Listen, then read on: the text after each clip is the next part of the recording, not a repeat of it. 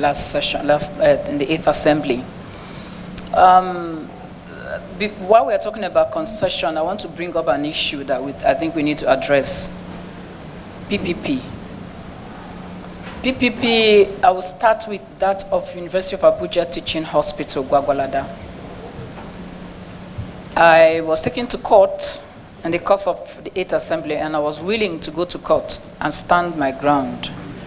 The reason is the federal government spent almost 8 years budgeting to build an accident and emergency center, which is the only decent building in the University of Abuja Teaching Hospital, Gwagwalada. And then the former minister wrote a letter and asked for that building to be given to somebody for PPP. And the CMD then referred the case to the Infrastructure Regulatory Commission. And the Infrastructure Concession Regulatory Commission wrote back and said, these are the procedures you need to follow for concessioning. And another letter was written to the CMD, and it said, do what did he call it now? Whether partnership, whatever. So, no, not PPP. Now they left PPP because of the procedure, and said do something like partnership or whatever. I can't remember now. And they went ahead and gave that building to a company that has giving the building to a company is even wrong. The company they gave the building to has absolutely no capacity. So we passed a resolution in the House of Representatives that concession should be cancelled and those people should be booted out of that place so that the university can have a better place to treat patients. Because where they are was the old general hospital that was existing in Gwagwalada when the teaching hospital was created. And it's really, really in a bad state. And for the 4 years, I'm sorry to say this, the Minister of Health refused to let the House resolution stand. And I'd like to challenge the present ministers to make sure that that resolution stands. The federal government cannot cannot have a structure and we just take it and give to somebody. We have to get those people out and then budget to furnish the accident center in University of Abuja Teaching Hospital. We need that place. If you go there, when there's an accident on the road, you will see people being thrown on the ground. There's no space to attend to them. Kefi has an overflow of that as well because Kefi is small. That route is a very dangerous route where you have so much accident. So I think it is inhuman for people to sit down there and hold on to a building and Nigerians are dying. We need to get those people out of that place. Furnish, if we can, make provision in this budget, no matter how little, and get that place working because the building is even deteriorating because of lack of use. Those guys just have a few equipments they kept in one room, and nobody has been able to pull them out. We have done our own job at a point, there's no amount of threats I didn't go through. They even took me to court. I was willing to follow them to court. They on their own went and withdrew the case. Having said that, the status of Gwagwalada is based on the fact that there was already an MOU signed between Gwagwalada, a contract. No, sir. Chairman, sir. Chairman, sir. I think there was probably a communication breakdown between the Gwagwalada Teaching Hospital and the House. And let me explain, sir. The teaching hospital had a board before the current board. The current CMD was a member of the board then from the university system, and the CMAC was also a member of the board. So the system did not consult the unions before the process, but the teaching hospital was fully involved, including the CMD and the top management of the hospital were involved in that process. And first they signed an MOU before they came to the ministry. Then there was an agreement which they both signed before the ministry. And it happened in this way, sir, because sometimes you don't have the full information, one may not be able to actually take There were 3 issues. First, the hospital management and the unions of the institution did not agree. Because the union says the process did not go through due process, which we agree with. And we'll say because it didn't go through due process, they should follow due process to conclude whatever they want to do. But there was a consortium between the teaching hospital management and that company to form a JV between the two of them. And that JV was properly done between the hospital and the company, and they sign an agreement. Now, I mean, I'm very passionate about this. yes, but You see, you can't get a correct process from a process that was wrong from the beginning.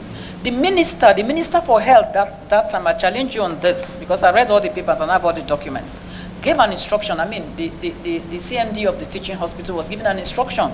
He's trying to save his job. That's the point. He's trying to save his job. So the initial teaching hospital.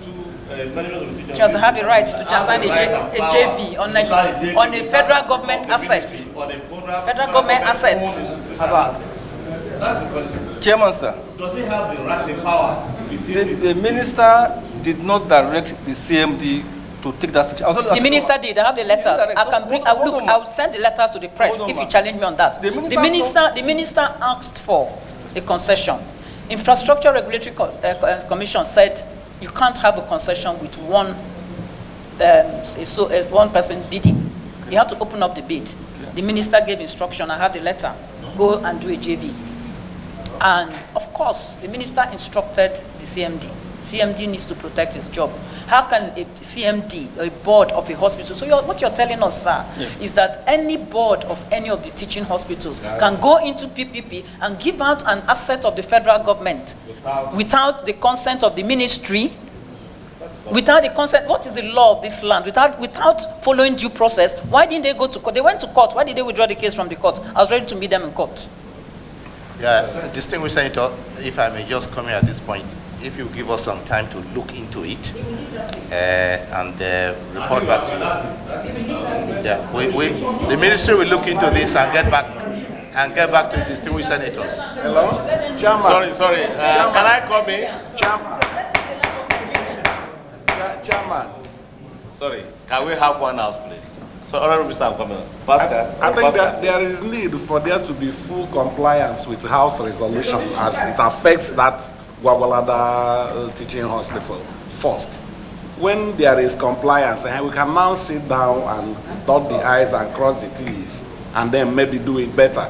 But compliance must be ensured first and foremost. Honorable Minister, I think what I want to, if I have my permission, to rule on is that, Honorable Minister, as you said, can you please look? You just resume me, but based on his starting statement, I have to stop. It is wrong that he's the director to say a hospital management had a JV with a distance. It can't happen, sir. We know that. So can you look at it? And based on information coming now, I think my distinguished colleagues will provide you with what he has. 3 is that there's a resolution of the National Assembly on this, which is a resolution of constituted parliament. I think we have to look at it. So it's one of the issues that will follow up. So we will look forward to you to give us a brief. I think that's my ruling on it. We need to budget for that, please. No, we'll look at it. No, but before we do that, before the end of the budget process, we shall look into the history. Thank you. And look into the background and then present the report. And Thank you. We shall also take testimony from the distinguished Senator Apiafi. Thank you. Any other issue? Thank you very much. I think we have to, my colleagues, if there are comments. I want to come up. Sorry, Honorable Minister. I want to. The residency bill, we are coming with the second part of it. After having the residency bill, we also appreciate the President of the Federal Republic of Nigeria for assenting to that bill early, which has helped to reduce the frequency the resident doctors go on strike. But we have a second part of it. The second part of it is the one we have to deal with the postgraduate college. I've been in touch with them last session. I'll soon come up with it. We need to have proper regulations. One of the challenges we are going to have with budgeting for resident doctors is the fact that you don't really have a proper record of how many resident doctors are in each teaching hospital. And we need to take that out of the teaching hospitals and put it in the postgraduate college so that they can properly regulate the residency program. That is part of what I had in the residency bill when it was proposed. So that way we know the number of resident doctors are in each teaching hospitals and know when they are supposed to exit. We have a backlog of young doctors who want to do residency. But the ones that are doing residency, some of them stay there for more than 10 years, some of them stay there for 12 years. But the residency bill has stopped that. It gives you only one chance to resit and then you leave. So we must make sure that somebody is supervising the teaching hospitals to make sure that when it's time for somebody to exit, the person exits, so that we can have more people join the residency. Then, my final comment will be on the issue of budgeting and releases.